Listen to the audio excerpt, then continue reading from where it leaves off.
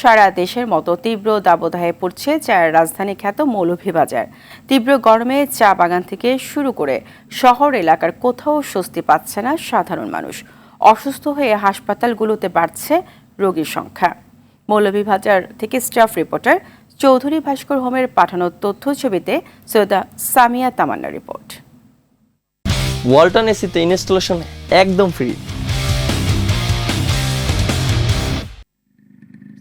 একসময় অধিক বৃষ্টি ও শীতের জন্য মৌলভীবাজারে খুব বেশি গরম অনুভূত হতো না, তবে পাল্টে গেছে সেই দিন। প্রকৃতির রূপ বদলে বেড়েছে তাপমাত্রার পারদ।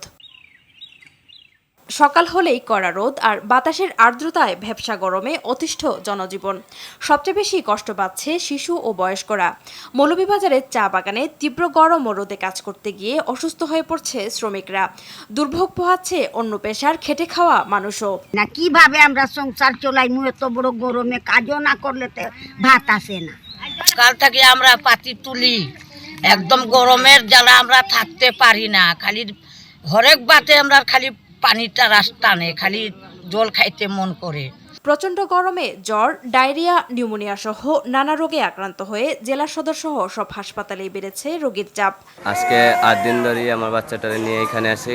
গরমে ঠান্ডা লাগে গেছিল বুকে। পয়লা মনে হয় ঠান্ডা লাগছে, এরপরে মনে হয় তাপ হয়েছে, শরীরে 4-5 দিন থাকি হাসপাতাল আমরা ভর্তি আছি। এই সময় গরমের মধ্যে আমরা বাচ্চা লিয়া কিরম দাতাম, উপরে একটা ফ্যানও নাই, কোনো কিছু নাই। তীব্র তাপদাহে সুস্থ থাকতে সাবধানতা অবলম্বনের পাশাপাশি পর্যাপ্ত পানি ও খাবার স্যালাইন পান সহ নানা পরামর্শ দিচ্ছে চিকিৎসকরা। আমাদের শিশু রোগীগুলো একটু সংখ্যা এখন বেড়ে গেছে। আমাদের নিউমোনিয়া রোগী আমরা একটু বেশি পাচ্ছি, ডায়রিয়া রোগী আমরা তুলনামূলক একটু বেশি পাচ্ছি। আমরা আমাদের পর্যাপ্ত পরিমাণ চিকিৎসা সেবা এবং আমাদের ওষুধগুলো কালেকশন করে রেখেছি। মে মাসেও এমন আবহাওয়া বিরাজ করতে পারে বলে জানিয়েছে স্থানীয় আবহাওয়া অফিস। বিভিন্ন অঞ্চলের উপর দিয়ে মৃদু থেকে মাঝারি ধরনের তাপপ্রবাহ বয়ে যাচ্ছে এবং এই তাপপ্রবাহ আরও কয়েকদিন অব্যাহত থাকতে পারে।